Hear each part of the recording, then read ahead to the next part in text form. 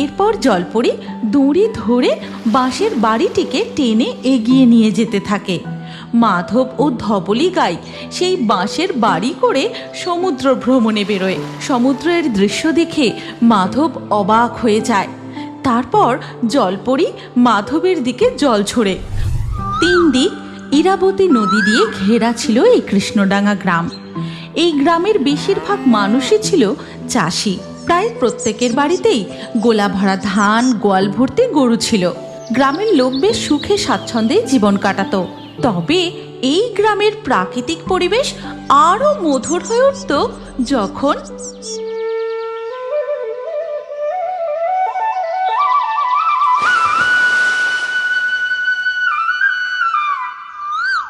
আহা, কি অপূর্ব, কি মধুর।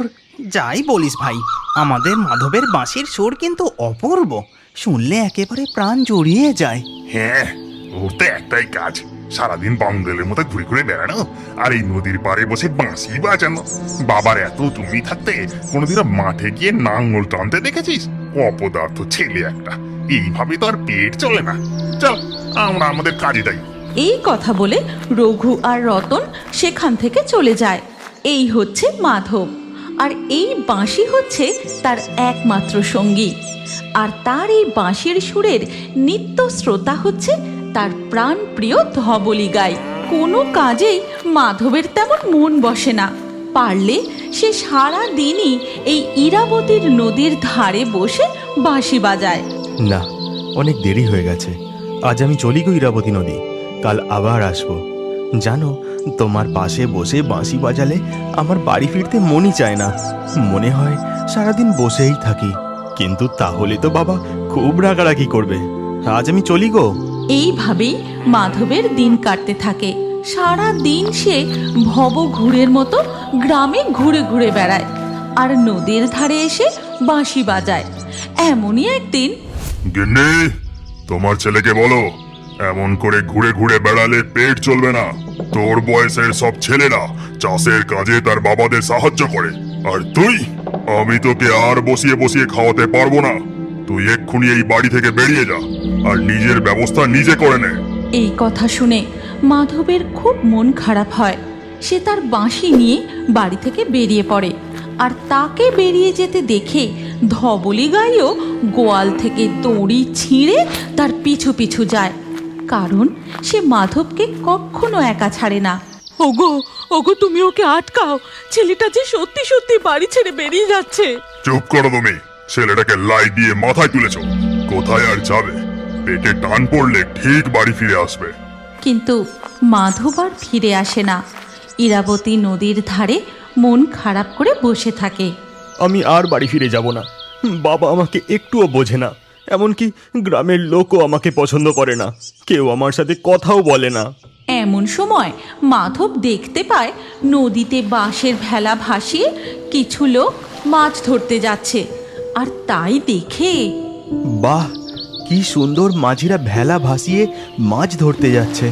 আচ্ছা ইরাবতী নদী, আমি যদি একটি বাঁশের ভেলা বানিয়ে তার উপর বাড়ি তৈরি করে তোমার সঙ্গে থাকি, তাহলে কেমন হয়? যেমন কথা তেমন কাজ। মাধব সাথে সাথেই জঙ্গল থেকে বাঁশ কেটে একটি সুন্দর ভেলা তৈরি করতে থাকে। আর কিছুক্ষণের মধ্যেই বাঁশের ভেলার উপরে একটি শক্তপোক্ত বাঁশের বাড়ি তৈরি করে ফেলে।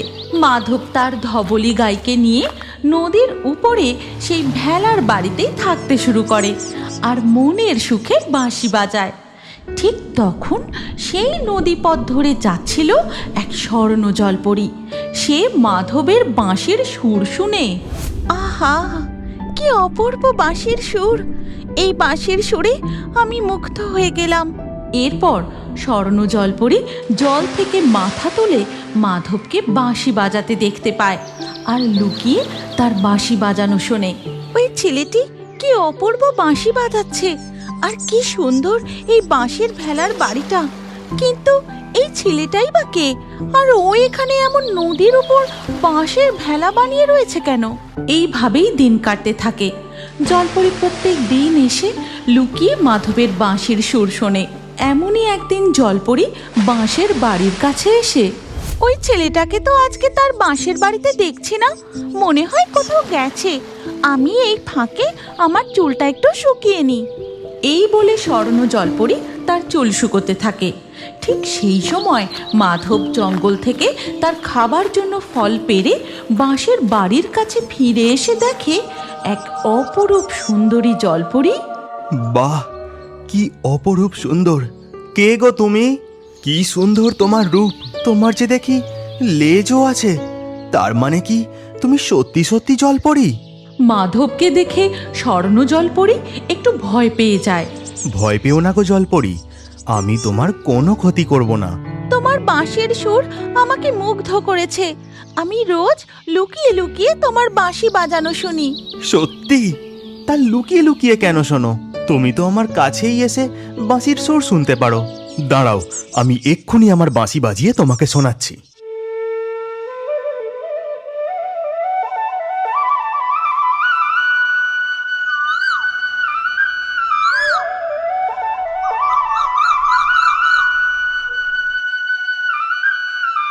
এরপর থেকে জলপরি আর মাধবের মধ্যে বন্ধুত্ব হয়ে যায়।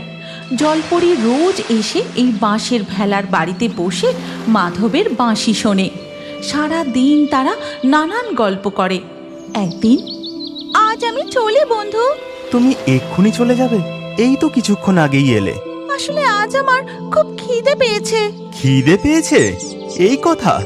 দাঁড়াও, আজ আমি তোমাকে স্থলভাগের একটি দারুণ জিনিস খাওয়াবো। এই কথা বলে মাধব একটি পাত্র নিয়ে এসে ধবলি গাইয়ের দুধ দুইতে থাকে। তারপর সেই দুধ নিয়ে গিয়ে জলপরীকে দেয়। জলপরি, এটা একবার পান করে দেখো। এটা কি? এটা হলো আমার ধবলি গায়ের দুধ। তুমি খেয়েই দেখো না, তোমার দারুণ লাগবে। এরপর জলপরি সেই পাত্রের সব দুধ খেয়ে নেয় আর বলে, কি অপূর্ব স্বাদ এই দুধের। হ্যাঁ জলপরি, এই দুধের যেমন স্বাদ তেমনই পুষ্টিকর। চলো বন্ধু, আজ আমি তোমাদের এই বাঁশের বাড়ি করে সমুদ্রের মাঝে বেড়াতে নিয়ে যাই। সমুদ্রের মাঝে? কিন্তু জলপরি। কোনো কিন্তু না, আমি আছি তো, তুমি চলোই না, দেখবে কোনো বিপদ হবে না। আমি তোমাদের এই ভাসমান বাড়ির দড়ি ধরে টেনে নিয়ে যাব। এরপর জলপরি দড়ি ধরে বাঁশের বাড়িটিকে টেনে এগিয়ে নিয়ে যেতে থাকে। মাধব ও ধবলি গাই সেই বাঁশের বাড়ি করে সমুদ্র ভ্রমণে বেরোয়। সমুদ্রের দৃশ্য দেখে মাধব অবাক হয়ে যায়। তারপর জলপরি মাধবের দিকে জল ছুড়ে, আর মাধবও জলপরির দিকে জল ছুঁড়ে খেলা করতে থাকে। ওরে বাবা রে, আমি হার মানছি, থামো থামো। আর এই সব দৃশ্য দূর থেকে দেখতে থাকে আর এক জলপরি মুক্তমালা। এরপর সারাদিন শেষে যখন স্বর্ণ জলপরি তার জলরাজ্যে ফিরে যায়। দাঁড়াও, তুমি কোথায় গিয়েছিলে? আমি তো একটু নদীর পাড়ে। চুপ করো। মুক্তমালা তোমাকে এক মানুষের সাথে বন্ধুত্ব করতে দেখেছে। তুমি জানো না আমরা মনুষ্য জাতিকে দেখা দিই না? তাছাড়া এই মনুষ্য জাতি প্রচন্ড লোভী। তারা যদি আমাদের এই মণিমুক্ত আর এই জলরাজ্যের খোঁজ পায়, তারা আমাদের উপর আক্রমণ করতে পারে, আমাদের ক্ষতি করতে পারে। কিন্তু পিতা, আমার বন্ধু এমন নয়। স্তব্ধ হও তুমি। আজ থেকে তুমি এই মহলেই বন্দী থাকবে। এই মহলের বাইরে তোমার বেরোনো বন্ধ। এরপর থেকে জলপরি আর মাধবের সাথে দেখা করতে আসে না। মাধব প্রতিদিন তার জন্য অপেক্ষা করে থাকে। তার খুব মন খারাপ হয়। এই গোটা পৃথিবীতে একমাত্র জলপরিই ছিল মাধবের বন্ধু, তার কথা বলার সঙ্গী। তুমি কোথায় গেলে জলপরি? আমার কাছে তুমি আর কেন আসো না? তোমার জন্য যে আমার খুব মন খারাপ করে। এরপর একদিন হঠাৎ আকাশ কালো মেঘে ঢেকে যায়। তার সাথে শুরু হয় মুষলধারে বৃষ্টি আর বজ্রপাত। প্রচণ্ড ঝড়ে মাধবের বাঁশের বাড়ি দুলতে থাকে। সে কিছুতেই নিজেকে সামলে রাখতে পারে না। এ কি, হঠাৎ এত ঝড় বৃষ্টি কেন? আমি যে এই বাঁশের বাড়ি সামলাতেই পারছি না। ঝড়ের দমকা হাওয়ায় মাধবের বাঁশের বাড়ি নদীর জলে ভাসতে ভাসতে সমুদ্রের দিকে চলে যায়। তারপর ঝড়ের বেগে মাধব আর ধবলি দুজনেই সমুদ্রের জলে পড়ে যায়। ধবলি, তুই নিজেকে সামলা, বাঁশের ভেলার সাথে তুই সাঁতরাতে থাক। এরপর মাধব ও ধবলি গাই ভাসতে ভাসতে সমুদ্রের মাঝে চলে যায়। ঠিক তখনই স্বর্ণ জলপরি এসে তার হাতটা ধরে। এ কি বন্ধু, তোমার এই অবস্থা কি করে হলো? তুমি এসেছো জলপরি? এতদিন তুমি কোথায় ছিলে? আমার কাছে আসতে না কেন? সব বলবো তোমাকে। এখন আমি তোমাকে যা বলছি তুমি শুধু তাই করো। এরপর জলপরি তার চুল থেকে জাদু মুক্ত বের করে জাদু করতেই তারা তিনজনে একসাথে অদৃশ্য হয়ে যায়। বন্ধুরা, তোমাদের কি মনে হয় জলপরি মাধব ও তার ধবলি গাইকে নিয়ে কোথায় গেল?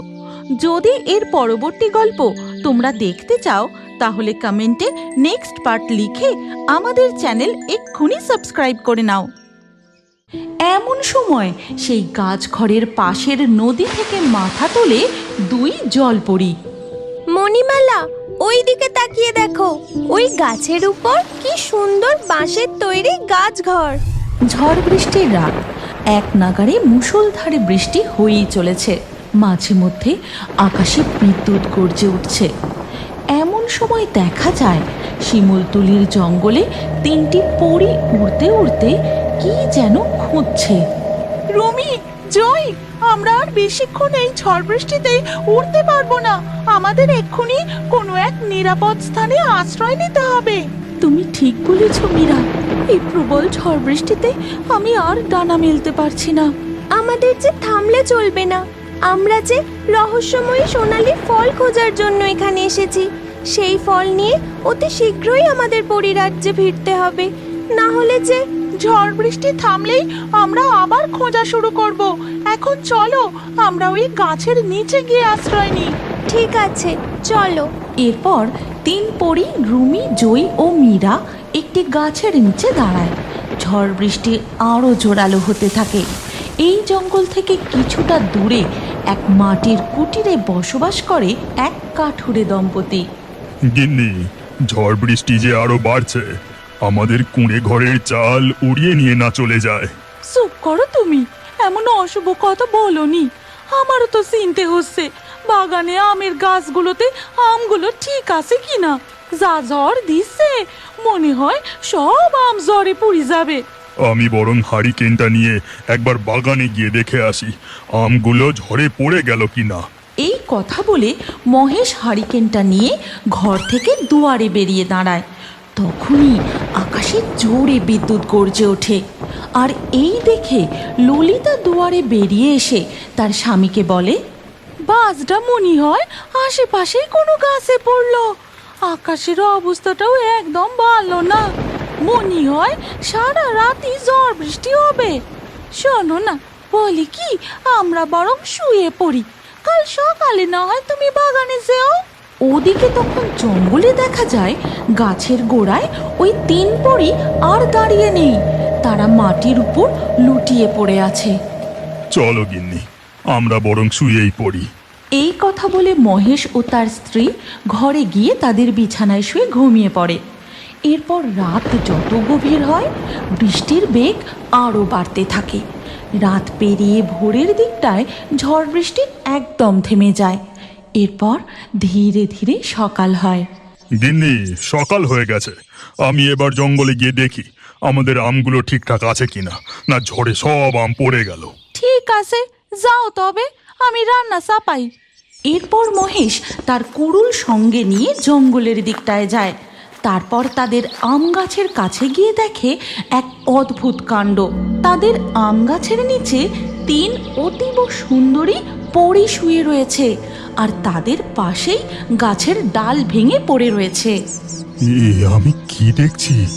এই যে রূপকথার গল্পের মতো ডানাওয়ালা পরি, কি অপরূপ সুন্দরী! কিন্তু ওরা এভাবে মাটির উপরে পড়ে রয়েছে কেন? আমি একটু কাছে গিয়ে দেখি তো। মহেশ একটু সাহস নিয়ে পরীদের কাছে গিয়ে তাদের ডাকতে থাকে। শুনছো? তোমরা কারা? কোথা থেকে এসেছো? শুনছো? আমার কথা শুনতে পাচ্ছো? ওঠো, তোমরা এভাবে মাটির উপরে শুয়ে রয়েছো কেন? কি হয়েছে তোমাদের? মহেশের ডাকাডাকি শুনে তিন পরীর জ্ঞান ফিরে আসে। তখনই তারা উঠে দাঁড়ায়। তারপর আমাদের এক্ষুনি উড়ে পালিয়ে যেতে হবে, চলো তোমরা। মীরা, জয়, আমার ডানায় খুব ব্যথা, আমি ডানা মেলতে পারছি না। দাঁড়াও, আমি এক্ষুনি জাদুদণ্ড দিয়ে তোমার ডানা ঠিক করে দিচ্ছি। এ কি, আমার জাদুদণ্ড কোথায় গেল? আশেপাশেও যে কোথাও দেখতে পাচ্ছি না। তোমাদের কোনো ভয় নেই গো, তোমরা আমাকে বিশ্বাস করতে পারো। আমি এক গরিব কাঠুরে, এই জঙ্গলের পাশেই এক মাটির কুটিরে থাকি। আমি তোমাদের কিচ্ছু করব না, তোমরা আমাকে ভয় পেও না। মহেশের মুখে এই কথা শুনে জয় পরী বলে, আমরা হলাম জাদুনগরীর পরী। এই জঙ্গলে এক বিশেষ ফলের খোঁজে এসেছি। সেই ফল আমাদের খুবই প্রয়োজন, সেটা পেয়ে গেলেই আমরা এখান থেকে চলে যাব। কিন্তু জয়, আমাদের তিনজনের জাদুদণ্ডই যে খোয়া গেছে, রুমি পড়ে উঠতে পারছে না। ওকে ছাড়া আমরা এখান থেকে যাই কিভাবে? যতদিন না ও পুরোপুরি ঠিক হচ্ছে ততদিন তো আমরা উড়ে পরিনগরীতেও ফিরে যেতে পারবো না। এখন আমরা কোথায় থাকবো? এই জঙ্গলে থাকলে আমাদের অন্য কোনো মানুষ দেখে ফেললে যে বিপদ হবে।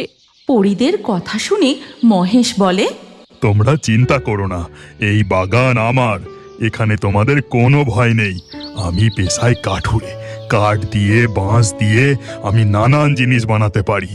আমি বরং নদীর পাড়ে ওই গাছে তোমাদের জন্য একটা বাঁশের গাছ ঘর তৈরি করে দিই। তোমরা বরং ওই গাছ ঘরেই থেকো।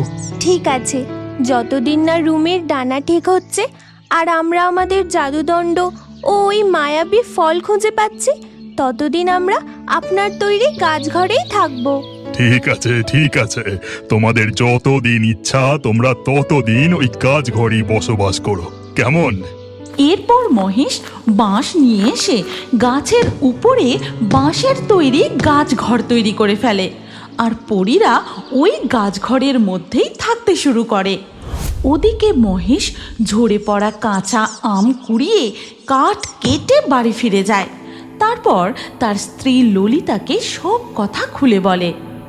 ও মা, এ তো অবিশ্বাস্য ঘটনা। তুমি ওই পরীদের জন্য ঘর বানিয়ে দিয়ে ভালোই কাজ করছো। আমাদের বাড়িতে তিন পরী বসবাস করছে, এইটা গ্রামের মানুষ জানতে পারলে বড় মুশকিল হতো। এরপর দিন কাটতে থাকে। রুমি পরীর ডানাও সম্পূর্ণ সুস্থ হয়ে যায়। তারা জঙ্গলে ঘুরে ঘুরে তাদের জাদুদণ্ড ও সেই মায়াবী সোনালি ফল খুঁজতে থাকে, কিন্তু তারা কিছুই খুঁজে পায় না। জয়, মীরা, চলো আমরা জঙ্গলের আরো গভীরে গিয়ে ভালো করে খুঁজে দেখি। আমরা নিশ্চয়ই সেই দিকে মায়াবী সোনালি ফলের সন্ধান পাবো। তিন পরী উড়তে উড়তে জঙ্গলের আরো গভীরে চলে যায়। এমন সময় সেই গাছ ঘরের পাশের নদী থেকে মাথা তোলে দুই জলপরী। মণিমালা, ওই দিকে তাকিয়ে দেখো, ওই গাছের উপর কি সুন্দর বাঁশের তৈরি গাছ ঘর। ও মা, কি সুন্দর! আমি তো জানতাম স্থলভাগে মাটির উপরেই ঘর বাড়ি থাকে, এই যে দেখছি গাছের উপরেও বাড়ি। আমরা যদি ওই গাছ ঘরে যেতে পারতাম কতই না ভালো হতো। সারা দিন ওই গাছ ঘরেই বসে থাকতাম আর এই মনোরম জঙ্গলের পরিবেশ উপভোগ করতাম। তুমি একদম ঠিক কথা বলেছ, কিন্তু ওই গাছ ঘর যে ফাঁকা, ওর মধ্যে তো কাউকেই দেখতে পাচ্ছি না। তাহলে ওই গাছ ঘরে কি কেউ থাকে না? এখানেও ওই সোনালি ফল নেই, কিন্তু রানীপরি যে বলেছিল পৃথিবীলোকে গ্রীষ্মকালে ওই সোনালি ফল গাছে ধরে, কিন্তু কোথায় সেই ফল? চলো আমরা এখন গাছ ঘরে ফিরে যাই। এই কথা বলে তিন পরী তাদের গাছ ঘরের কাছে ফিরে যায়। জয় ও রুমি গাছ ঘরে বসে আর মীরা নদীর পাড়ে দাঁড়িয়ে থাকে। তখন জলপরীরা পরীদের দেখে বলে, তোমরা কারা গো? তোমরা উড়তেও পারো? ওই গাছ ঘর কি তোমাদের? এক ভালো কাঠুরে আমাদের এই গাছ ঘর বানিয়ে দিয়েছে। আমরা হলাম পরীনগরের পরী। এক বিশেষ ফলের খোঁজে আমরা এই পৃথিবীলোকে এসেছি। এখানে এসে আমরা বড় বিপদে পড়েছি। কি বিপদ বলো আমাদের, যদি আমরা কোনো সাহায্য করতে পারি। তোমরা আমাদের সাহায্য করবে, কিন্তু তোমরা কারা? আর ওভাবে গলা অবধি জলে তোমরা কি করছো? আমরা হলাম জলপরী। জলের মধ্যে আছে আমাদের রাজ্য, সাগর নদীতে ঘুরে ঘুরে বেড়াই। এবার বলো তোমাদের কি বিপদ হয়েছে? ঝড় বৃষ্টিতে আমরা এই জঙ্গলে আটকা পড়ি। তারপর মীরা জলপরীদের সেদিনের সমস্ত ঘটনা খুলে বলে আর বলে, যখন চোখ খুলি তখন দেখি আমাদের জাদুদণ্ড আমাদের কাছে নেই, কোথায় যে হারিয়ে গেল। মীরার মুখে এই কথা শুনে মুক্তমালা বলে, মণিমালা, এখানে আসার সময় নদীর নিচে আমি 3টি ছোট লাঠির মতো অদ্ভুত জিনিস দেখেছিলাম। ওই 3টি ছোট লাঠি এই 3 পরীর 3 জাদুদণ্ড নয় তো? হ্যাঁ হ্যাঁ, তাহলে ওই 3টে লাঠি আমাদের জাদুদণ্ড হবে মনে হয়। তোমরা আমাদের জাদুদণ্ড তুলে এনে দিতে পারবে? হ্যাঁ, অবশ্যই। এরপর মণিমালা ও মুক্তমালা নদীর জলে ডুব দিয়ে সেই জায়গায় গিয়ে ওই 3টি লাঠি তুলে নিয়ে আসে। তারপর বলে, দেখো তো এইগুলো তোমাদের জাদুদণ্ড কিনা। মনে হয় বৃষ্টির জলে ভেসে গিয়ে নদীর জলে পড়ে গিয়েছিল।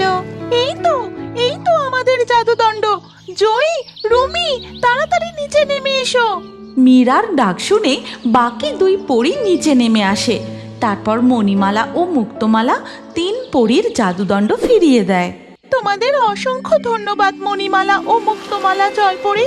তোমরা কি চাও বলো? তোমরা যা চাইবে আমরা তোমাদের তাই দেব। আমাদের কিচ্ছু চাই না, কিন্তু আমাদের খুব শখ।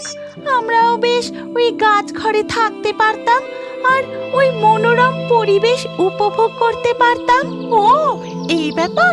ঠিক আছে, আমি এক্ষুনি জাদুদণ্ড দিয়ে তোমাদের গলার হাড়ের ওই মুক্তোতে পরীদের মতো ডানা মেলে ওড়ার জাদু শক্তি প্রদান করছি।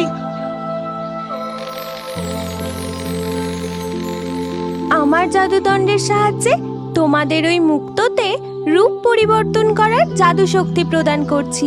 এতে তোমরা যে কোনো রূপ ধারণ করতে পারবে। আর আমি তোমাকে অদৃশ্য হবার জাদু শক্তি প্রদান করছি। আর এই সব কিছু দূরের এক গাছের আড়াল থেকে লুকিয়ে লুকিয়ে দেখতে থাকে এক লোভী জেলে। আজকের লাকি ড্রয়ে নির্বাচিত সেরা কমেন্ট ও দর্শকদের নামগুলি হলো মারিয়াম, আনিশা, সীমা, সুমনা, আফরিন, খতিজা, আফরিদা, শিবানী, নবলিনা, জয়া, ঝুমা, আরাধ্যা, জেসমিন, আনিকা, পার্থ।